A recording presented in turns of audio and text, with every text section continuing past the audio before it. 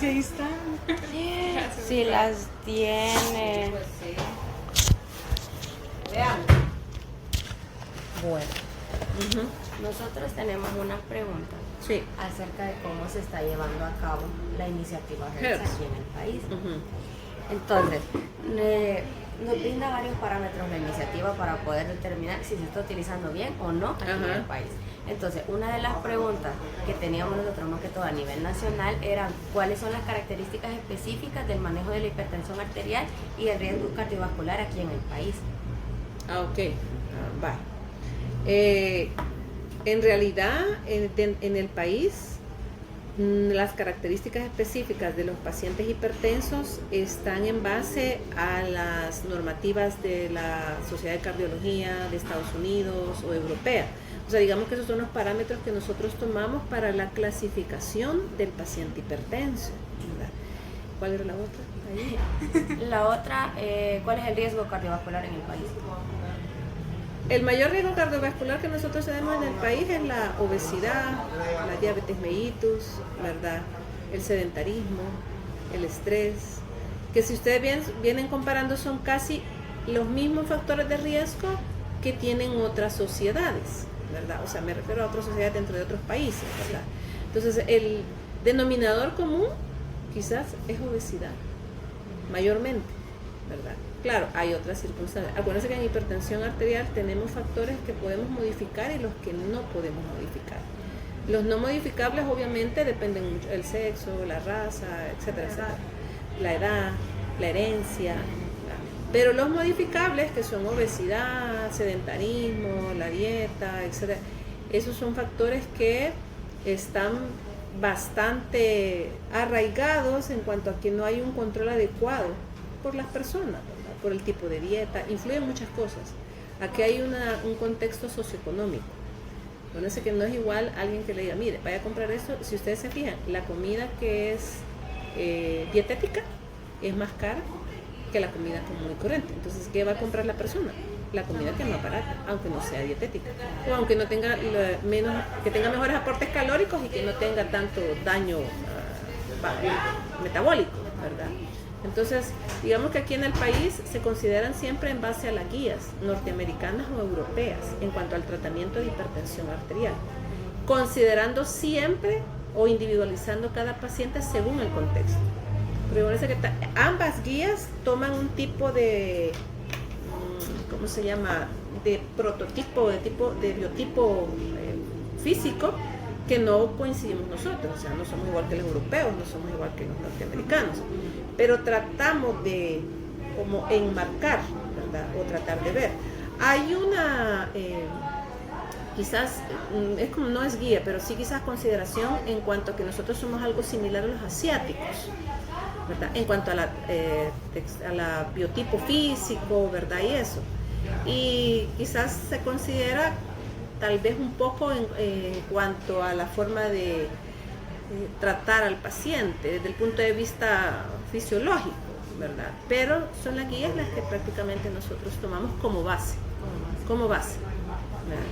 Y no sé si usted sabe más o menos en cuántas unidades de salud aquí en el país se está implementando. Fíjese que de unidad de salud no les puedo decir, porque yo no trabajo con el Ministerio de Salud, pero en el Seguro Social la iniciativa HERS se está incrementando desde el año pasado, o desde más quizás, y se está tratando de actualizar en todas las unidades en las, ¿cómo se llama?, clínicas comunales, el tratar de actualizar o de adiestrar a los médicos generales para que puedan utilizar esa iniciativa, y así nosotros poderla también, aquí en el consultorio, de hecho nosotros la utilizamos, la iniciativa HERS. Yo ando de hecho la aplicación en el teléfono. ¿De qué forma específica lo utilizan? ¿Nos podría explicar? Va, aquí lo que se hace es, ¿ya vieron ustedes la aplicación? Sí. ¿Cómo es? Va. Entonces, en base a lo que dice aquí, nosotros vemos a los pacientes. La mayoría de pacientes que nosotros tenemos son pacientes de la tercera edad. Hay pacientes jóvenes y tienen muchas comorbilidades. Son diabéticos, hipertensos, obesidad, etcétera, etcétera. Entonces, lo que nosotros hacemos es en base a eso, donde dice el riesgo cardiovascular, donde dice sacar riesgo cardiovascular, casi a todos los pacientes que tienen más de una comorbilidad, que son hipertensos y que son diabéticos, obesos, que tienen más de 60 años, 60, o aunque sean jóvenes y sean obesos, ¿verdad? Empezamos, o que tengan un antecedente de una enfermedad isquémica, ya sea cerebral, cardíaca, entonces ahí aplicamos la... que en teoría pudiéramos decir que casi que todos los pacientes podríamos aplicársela, porque aquí lo que hace es, fíjense, tiene historia de enfermedad cardiovascular. Si yo le digo aquí, acabo de ver de hecho una paciente que tiene un antecedente de un ACV, entonces tiene un precedente de enfermedad isquémica cardíaca y enfermedad vascular periférica, porque tiene un problema. Si yo le pongo sí, entonces me pone que es un paciente de muy alto riesgo y que tengo que utilizar dosis de estatinas. Entonces empiezo yo a usar las estatinas y el manejo de la hipertensión o la meta que yo debo conseguir es que sea menos de 130 milímetros de mercurio la presión arterial. Entonces así es como vamos aplicándola. Y el seguimiento, obviamente aquí ustedes dicen seguimiento al menos en un mes. Nuestros cupos, por cuestiones de espacio, no tenemos cupos a veces en un mes. Entonces tenemos que darlos según nuestros cupos o tratar de ir modificando y adaptando según las necesidades o lo que nosotros tenemos en el espacio. Eso es lo que nos complica un poquito más. Y aquí esto, si ustedes se fijan, aquí dice referir a un especialista. ¿Por qué? Porque la dinámica Hertz está hecha para que los médicos generales puedan ellos valorar y evaluar qué paciente voy a mandar con el internista y que el internista valore si lo manda con otro. Obviamente aquí dice con especialista, yo no lo voy a mandar a menos que haya otras comorbilidades, otros aspectos que yo diga, lo tiene que ver cirugía vascular, lo tiene que ver cardiología, ¿verdad? Entonces, así. Entonces, prácticamente aquí sería a todos los pacientes metabólicos sería de aplicarles el Hertz. Sí. ¿Y ha visto cuáles son las ventajas y los beneficios de la Sí, la ventaja es que usted puede determinar el riesgo desde muy temprano, porque le va a dar el riesgo a cuántos años, o al riesgo de infarto en un periodo de 10 años. Si el riesgo es bajo, obviamente usted le puede explicar al paciente y hacerle ver que tiene que seguir con los mismos alineamientos que tiene, porque su riesgo cardíaco es bajo. Pero si el riesgo es alto, entonces ustedes tienen que decirle, mire, tenemos que modificar, porque a 10 años tenemos tanto porcentaje de que podamos tener un infarto. Obviamente en este paciente que ya tiene una enfermedad isquémica, porque aquí sale, ¿verdad? Entonces le digo que es muy alto riesgo, que tengo que darle esto y lo que tenemos que modificar es las metas. ¿Cuáles son las metas en estos pacientes? Lo que dice presión arterial menos de 130 milímetros de mercurio, ahí consideramos nosotros también la diastólica, 130-80, mantener las LDL menor de 70, etcétera, etcétera, ¿verdad? Que son también ya normativas o ¿cómo se llama?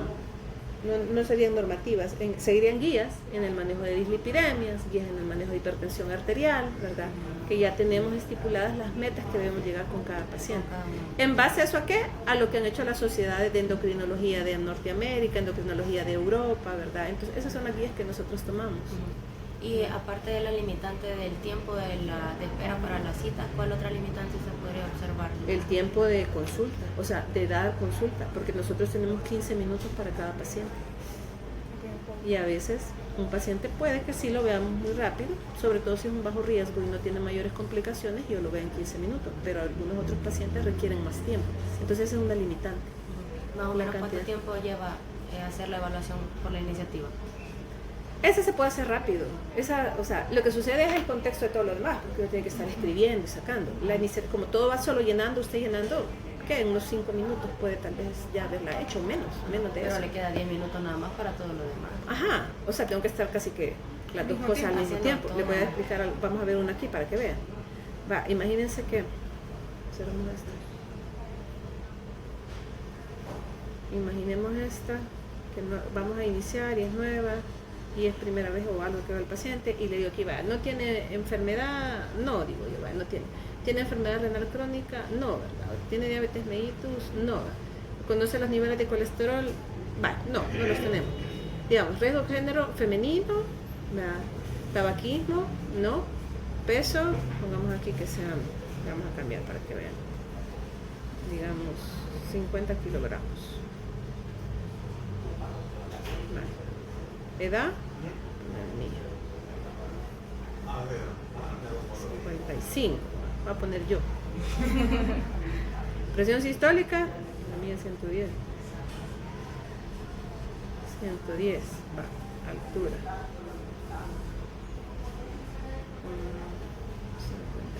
53. Va, aquí están los datos, esto al final. Entonces yo le doy calcular. Mi riesgo es bajo. Porque tengo el riesgo a 10 años es del 3%. Ese es un riesgo bajo. Entonces, esto yo se lo explico al paciente. O sea, si usted se fija, la iniciativa es rápida. Sí. O sea, si yo le puedo llenar en menos de un minuto, quizás. Ahora, tengo que explicarle al paciente qué es riesgo bajo. Significa que en 10 años usted tiene una baja probabilidad de que le dé un infarto, que le dé un ACV, que le dé una isquemia. Pero ¿me va a cambiar eso? Sí me puede cambiar si cambian parámetros. Si hay obesidad, si la presión sube, entonces el riesgo cardiovascular va a bajar. Va a subir, perdón, a 10 años. Entonces, al que ya le sale lo anterior, que ya tiene una diabetes, si ustedes se fijan, si ya le puse de un solo sí, ya me manda de un solo a las metas que tengo que llegar.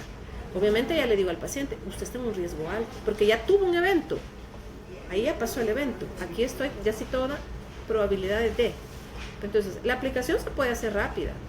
El tiempo que tengo que explicarle yo al paciente y en la interpretación de estos datos es lo que me puede demandar un poquito más. Pero sí, se aplica rápido y también al que es bajo, obviamente usted le explica más rápido. Al que ya le está sabiendo médico, ya tiene que decir, va, mira, hay que hacer eso, hay que hacer eso. Y los que ya tienen ¿cómo se llama? La enfermedad como tal, ¿verdad? O ya tienen el evento isquémico o tuvieron un ACV, y ya le digo, mire, usted tiene un riesgo alto, tenemos que usar estatinas de alto, ¿cómo se llama? Ay, ¿cómo se dice?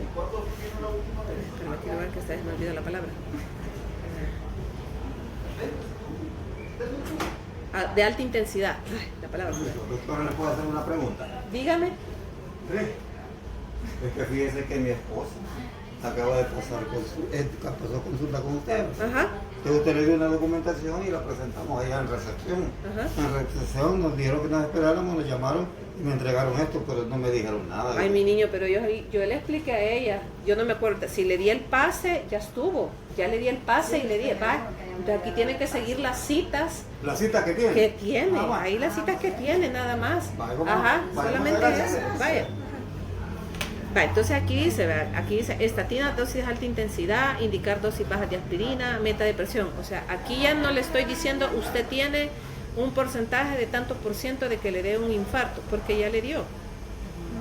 Tiene un riesgo alto. Lo que tengo que hacer es llegar a estas metas para bajar este riesgo y que ya tenga un riesgo moderado, bajo, ¿verdad? Ajá. Y poder darle una mejor calidad de vida al paciente, ¿verdad? ¿Verdad? ¿Y qué cree usted que pueden ser medidas que podrían tomarse aquí en el seguro para poder mejorar la aplicación del enfoque? Bueno, uno, la capacitación adecuada, ¿verdad? A los médicos, para que ellos puedan y conozcan bien cómo se maneja la aplicación y cuáles son ¿cómo se llama? Las metas a seguir o los peldaños a seguir para poder obtener buenos resultados, ¿verdad? Inclusive quizás no solo los médicos, sino que al personal de salud. ¿Por qué? Porque el personal de salud también da charlas, ¿verdad? Enfermería, entonces si ellas conocen la dinámica HERS y saben cuáles son, le pueden explicar al paciente cuáles son los riesgos, porque la educación es importante en el paciente. Entonces si el paciente tiene educación de su patología, de su enfermedad, puede tener un mejor conocimiento de la enfermedad y obviamente estar como más al pendiente de su tratamiento, y no solo al paciente como tal, sino que al grupo familiar. Y aquí a veces vino la esposa, y así viene la hija o la abuelita con los nietos o algo. Entonces, si conocen, pueden también ayudar a que haya un mejor manejo del paciente, ¿verdad? Entonces, esa sería quizás la principal. ¿Y cuáles son las expectativas a futuro que se tienen para la aplicación? Pues nosotros esperamos o quisiéramos que con esto disminuir, primero tener un mejor conocimiento o cuántos pacientes qué riesgo los tenemos, ¿verdad? Y obviamente cambiar ese riesgo, disminuir ese, o sea, si lo tengo en muy alto, pasarlo a alto o a medio, y si está en bajo, pues que permanezca así. Entonces, así como también enseñarles a los pacientes cuáles son los riesgos que corren o cuál es lo que tienen que cambiar para que su riesgo no aumente, ¿verdad? ¿Y qué tan efectivos han sido los protocolos? Fíjese que yo diría que los protocolos de tratamiento, Sí, ¿o del sí? HERS. Del HERS. Lo que pasa es que como ahí habla en base a como que cada institución o cada tenga su protocolo de tratamiento en cuanto, por ejemplo, al manejo de los antihipertensivos, al manejo. El listado oficial de medicamentos varía en cada institución. Lo que se hace es que el tratamiento va en base a lo que me dicen las guías norteamericanas o las guías europeas para el manejo de hipertensión arterial. Entonces, yo diría que sí, es funcionable, pero también depende mucho de la disponibilidad de medicamentos que tengamos institucionalmente, ¿verdad? Entonces, si la disponibilidad no es buena, obviamente va a ser más difícil que obtengamos metas, ¿verdad? Entonces, quizás ahí es un punto de que administrativamente se consolide o se considere que haya una mejor, ¿cómo se llama?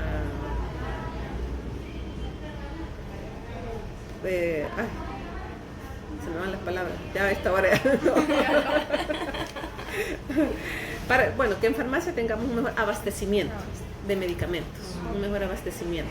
Entonces podríamos decir que cómo se han manejado las limitaciones de los recursos y de la formación del personal. La formación de personal, digamos que es una limitación que puede ser salvable, porque lo que hay que hacer es organizar tiempo, ¿verdad? Y tiene que distribuirse o darse a conocer a todos, ¿verdad? Eso, socializar. Y quizás depende a veces, porque aquí ¿qué hace el Seguro Social?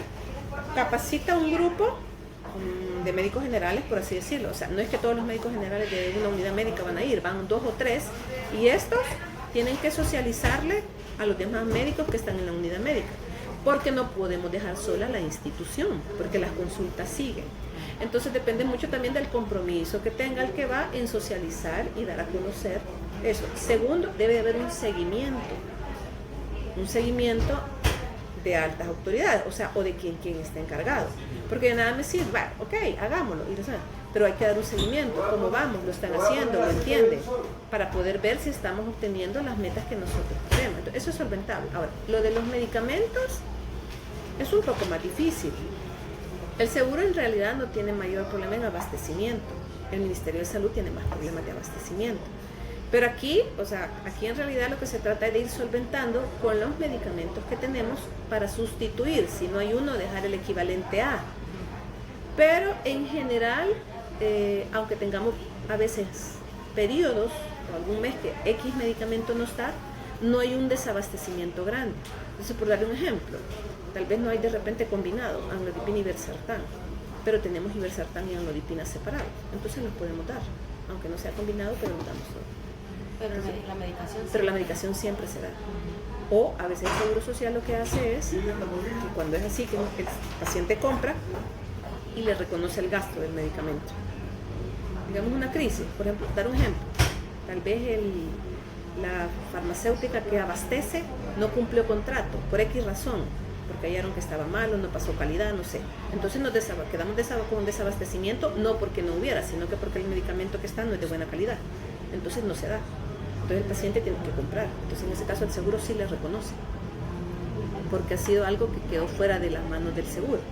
Ahora, si el paciente quiere comprar un medicamento que un cardiólogo se lo dejó porque le dijo que era el mejor, ese no se lo va a reconocer, porque ese es porque allá fue a consultar. Entonces sí, el problema de abastecimiento, por lo menos yo hablo por el Seguro Social, no por el Ministerio, pero en el seguro se trata de ir que ese desabastecimiento no exista, y si existe, que no sea por periodos muy largos, ¿verdad? A tratar de ir solventando en base a los medicamentos que tenemos, el equivalente, ¿verdad?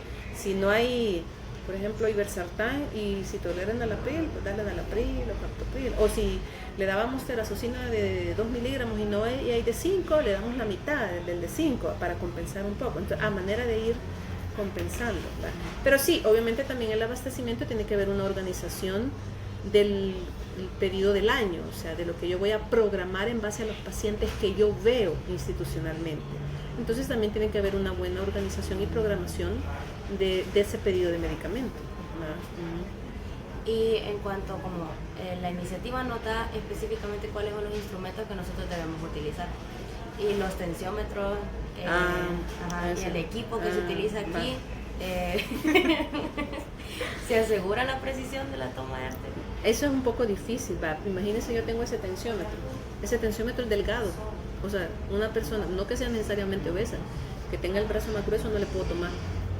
Ahí sí tenemos un poquito de problemas con los tensiómetros, porque deberíamos de tener al menos 2. Uno para personas con un brazo normal y con obesos. De hecho, ese me lo pusieron porque el que yo tenía se arruinó. El que yo tenía, el brazalete, podríamos decir que lo podía utilizar en pacientes que fueran un poquito gorditos y los que no son obesos ni nada. Ya alguien con obesidad mórbida, no. Pero sí, en ese aspecto, en cuanto a los tensiómetros, sí creo que nos falta todavía equipar mejor. ¿Y en esos casos qué se hace, doctor? Pues lo que nosotros hacemos es poner una nota de que no se pudo... Vaya, yo, por lo menos con este tensiómetro, lo que he hecho es a veces a los pacientes no les tomo la presión aquí, ¿verdad? Eso, se las tomo radial, les pongo el tensiómetro, las que son bien gordas, porque, o sea, se lo pongo aquí, el volado me explota, pues sí, o sea, no logro. Entonces se la pongo aquí y le tomo radial, porque es lo que me toca, lo que me queda. Entonces a veces le ponemos una nota que la presión arterial fue tomada tal y tal porque no tengo el tensiómetro adecuado. Entonces, eso sí me puede dar un sesgo a veces. Eso sí. Allá siempre tienen electrónicos. Y antes tenía, igual, pasa lo mismo, a veces el brazalete. Entonces en realidad los tensiómetros en ese aspecto creo que nos falta mejor equipamiento. O sea, nosotros deberíamos tener mínimo 2 tensiómetros cada uno. Uno para persona obesa y otra para persona normal. Y que cumpla con los requisitos. Que cumpla con los requisitos, ¿verdad? Que pide. Eso. Entonces ahí creo que, si bien es cierto, tratan de estar como pidiendo, porque estos tensiómetros digamos que son nuevos, tienen como 2 años. El efingomanol, o sea, ahí, ¿verdad? Sí. Pero el brazalete, el que tenía ya se me arruinó. Obviamente el de biomédica vino y me buscó uno que tuviera ahí, porque no es que tuviera, y me puso este.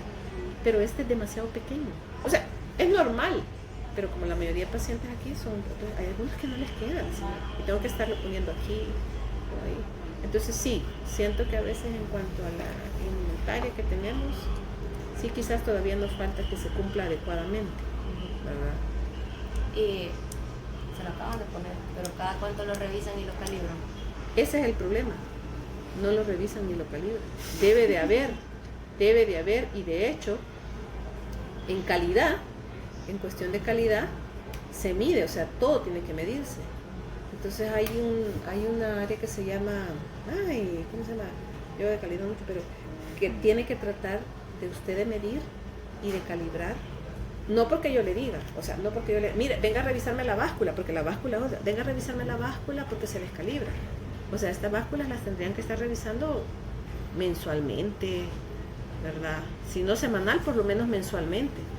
Y eso no lo hace. Eso sí, ahí sí estamos fallando. No estamos revisando, ni calibrando, ni midiendo bien los instrumentos que estamos utilizando para medir, ¿verdad? Entonces, si yo le digo al de biomédica va a venir, pero debería de haber ya un protocolo de decir, vale, lo vamos a calibrar, tal y tal y tal. Entonces, por eso le digo, el protocolo HERS en realidad en el seguro sí, se ha hablado, o sea, pero creo que esa área ha quedado así como un poco en el olvido, como un poco, tal vez, y no sea tal vez porque no se quiera, quizás porque no ha sabido cómo adaptarse. Y como sucede, que esto lo tienen que hacer los biomédicos, los que conocen mejor, ¿verdad? O tal vez, y si no hay suficientes biomédicos técnicos, pues tendría que adiestrarse al personal idóneo para poder hacer la medida, ¿verdad? Pero sí, eso sí, no le puedo decir cada cuánto. O sea, y es más, yo creo que ni lo vienen a calibrar. Ahí solo que yo le diga, mire, me puede revisar aquí a ver cómo está esta tensión, ¿verdad? Pero sí. Y en cuanto hay un protocolo estándar para seguir cada una de las consultas, ¿cómo se toma la presión arterial aquí? O sea, sentadito, así, sentado. Yo aquí por lo menos se las tomo sentado, que esté relajado, con los pies. Y de hecho allá en ese aspecto sí creo que estamos bastante bien, porque ahí en preparación igual, el paciente está sentado, tiene que estar relajado. A veces es un poquito difícil, y yo pero cuando vienen a preparación, que es allá a la entrada, muchas veces vienen agitados, algunos suben las gradas y hacen cola, y entonces en el momento que están un poco más agitados, y así la presión. Entonces yo por lo menos siempre se las tomo aquí, se las tomo sentaditas, y a veces sí, a veces me salen la toma que me han hecho, yo se la encuentro ya un poquito mejor. O a veces no, el paciente viene hipertenso y yo lo veo hipertenso, pues está controlado. Pero en cuanto a la toma de presión, la posición del paciente y todo, sí se trata de seguir el lineamiento, sí, el protocolo, ¿verdad? Entonces estamos en ese sentido, estamos bien. En ese sentido estamos bien, ¿verdad? Sí. Bueno, Esas eran las preguntas que nosotros traíamos para usted, doctora. Ah, bueno, bien, me alegra, espero que les vaya bien en el seminario. Ojalá que sí. ¿Quiénes son? ¿Solo ustedes dos o qué? No, somos